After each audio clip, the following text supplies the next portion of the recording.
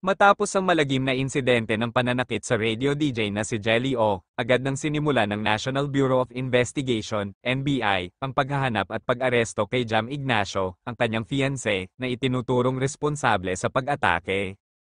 Ayon sa ulat, naganap ang insidente sa loob ng isang nakaparadang sasakyan, kung saan brutal umanong sinaktan ni Ignacio si Jelly O matapos silang magtalo. Dahil dito, formal nang nagsampa ng kaso si O laban kay Ignacio sa NBI sa ilalim ng Anti-Violence Against Women and Their Children Act, kabilang ang physical abuse at domestic violence. Nag-viral sa social media ang larawan ni Jelly O na may matinding pasa at sugat sa mukha, dahilan upang magalit ang publiko at manawagan ng agarang hustisya. Maraming netizens ang nagpahayag ng suporta kay Jelly at nanawagan ng mabilisang aksyon laban kay Jam Ignacio.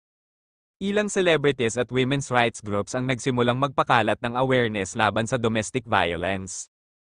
Ang Gabriela Women's Party ay mariing kinundena ang insidente at hiniling na mapanagot si Ignacio. Isa sa mga unang grupo na tumindig para kay Jelly O ay ang Gabriela Women's Party na nanawagan para sa mabilis at patas na investigasyon laban kay Ignacio. We call on authorities to ensure a thorough investigation and hold the perpetrator fully accountable. Justice for DJ Jelly must be swift and systemic changes must be made to truly protect women from all forms of violence.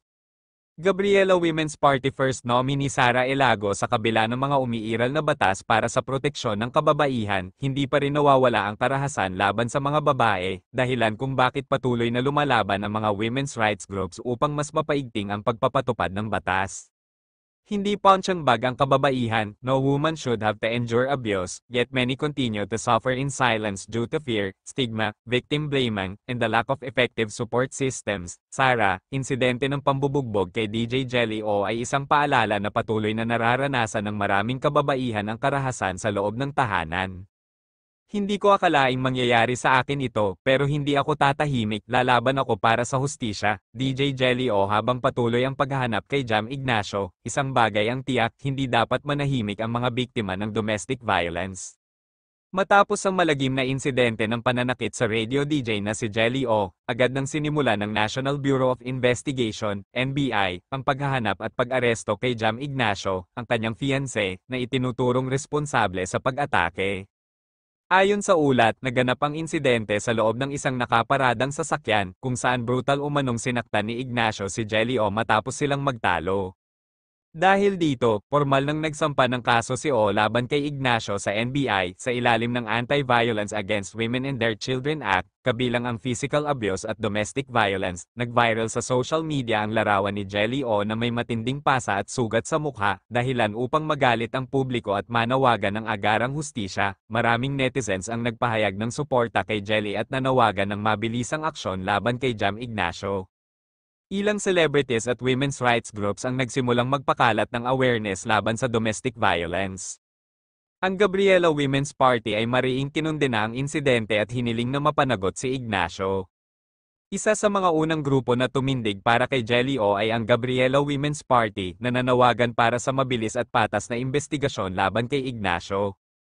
We call on authorities to ensure a thorough investigation and hold the perpetrator fully accountable. Justice for DJ Jelly must be swift and systemic changes must be made to truly protect women from all forms of violence. Gabriela Women's Party First nominee Sara Elago sa kabila ng mga umiiral na batas para sa proteksyon ng kababaihan, hindi pa rin nawawala ang karahasan laban sa mga babae, dahilan kung bakit patuloy na lumalaban ang mga women's rights groups upang mas mapaigting ang pagpapatupad ng batas. Hindi punching bag ang kababaihan, no woman should have to endure abuse, yet many continue to suffer in silence due to fear, stigma, victim blaming, and the lack of effective support systems. Sara, insidente ng pambubugbog kay DJ Jelly O ay isang paalala na patuloy na nararanasan ng maraming kababaihan ang karahasan sa loob ng tahanan. Hindi ko akalaing mangyayari sa akin ito, pero hindi ako tatahimik, lalaban ako para sa hustisya. DJ Jelly O habang patuloy ang paghahanap kay Jam Ignacio, isang bagay ang tiyak, hindi dapat manahimik ang mga biktima ng domestic violence.